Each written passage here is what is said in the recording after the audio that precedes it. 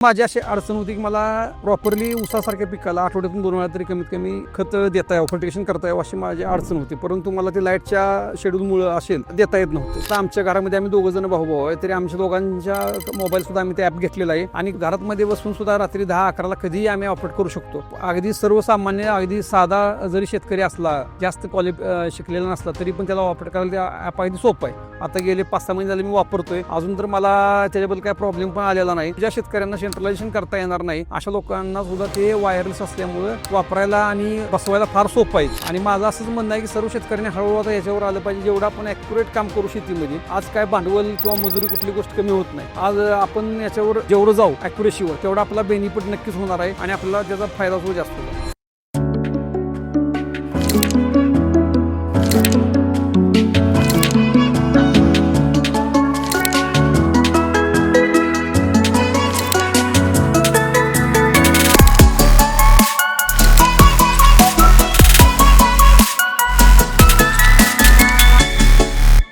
माझे नाव चेतन विलास विभुदे, मुक्काम पोस्ट सासपडी, तालुका जिल्हा सातारा. एकूण 18 एकर क्षेत्र आहे. त्यामध्ये प्रामुख्याने भाजीपाला असतो, आलं असतं, ऊस असतं.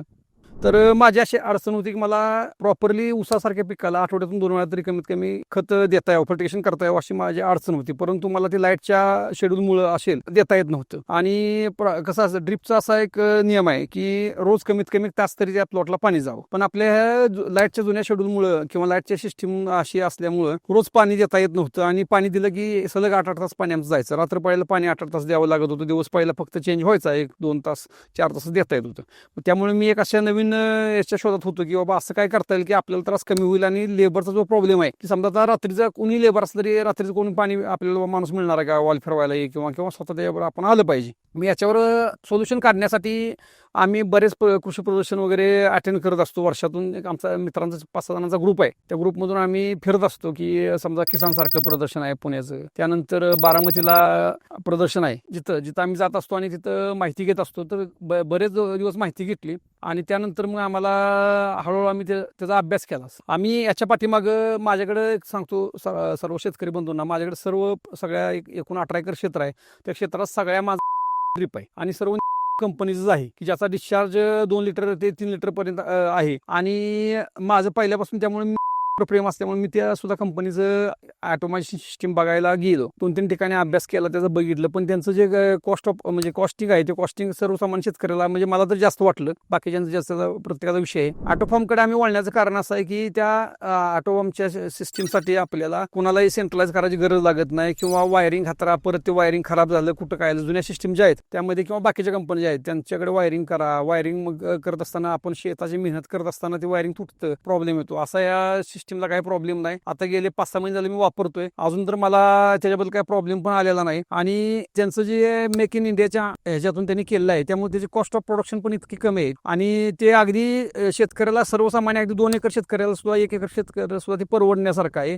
आणि माझं असंच म्हणणं आहे की सर्व शेतकऱ्यांनी हळूहळू आता याच्यावर आलं पाहिजे. जेवढं आपण ॲक्युरेट काम करू शेतीमध्ये, आज काय भांडवल किंवा मजुरी कुठली गोष्ट कमी होत नाही. आज आपण याच्यावर जेवढं जाऊ ॲक्युरेसीवर तेवढा आपला बेनिफिट नक्कीच होणार आहे आणि आपल्याला त्याचा फायदा सुद्धा जास्त होणार आहे. आणि या सिस्टीममध्ये असं आहे की यासाठी वेगळं असं काय करावं लागत नाही. आपल्या मोबाईलवरून सगळं आपण वापर करू शकतो. आणि अगदी आता आमच्या घरामध्ये आम्ही 2 जण भाऊ आहे, तरी आमच्या दोघांच्या मोबाईल सुद्धा आम्ही ते ॲप घेतलेला आहे आणि घरामध्ये बसून सुद्धा रात्री 10-11ला कधीही आम्ही ऑपरेट करू शकतो. अगदी सर्वसामान्य अगदी साधा जरी शेतकरी असला, जास्त शिकलेला नसला तरी पण त्याला ऑपरेट करायला ते ॲप अगदी सोपं आहे. त्या ॲपमध्ये काय असं कुठलंही प्रॉब्लेमॅटिक विषय असं काय म्हणजे मला तर अजून काय जाणवलेलं नाही. आणि सर्व्हिसचा विचार करायला गेला तर कंपनी सर्व्हिस सुद्धा 1 नंबर आहे. आम्ही आता बसून साधारणपणे 5-6 महिने झाले असतील जास्तीत जास्त, तर त्यांचं लगेच आम्हाला जर काय प्रॉब्लेम आला तर त्या क्षणाला लगेच त्यांचा टेक्निशियन वरून फोन येतो आम्हाला, काय प्रॉब्लेम आहे तुमचं काय, आणि तिथून सुद्धा सॉल्व्ह होतो. आणि तिथून सॉल्व्ह होणार नसेल तर त्यांचा माणूस विदिन 24 आवर्समध्ये आम्हाला आमचं प्रॉब्लेम सोल्युशन निघून जातं. कसं आहे, मिश्र शेती हे भारताचं वैशिष्ट्य आहे.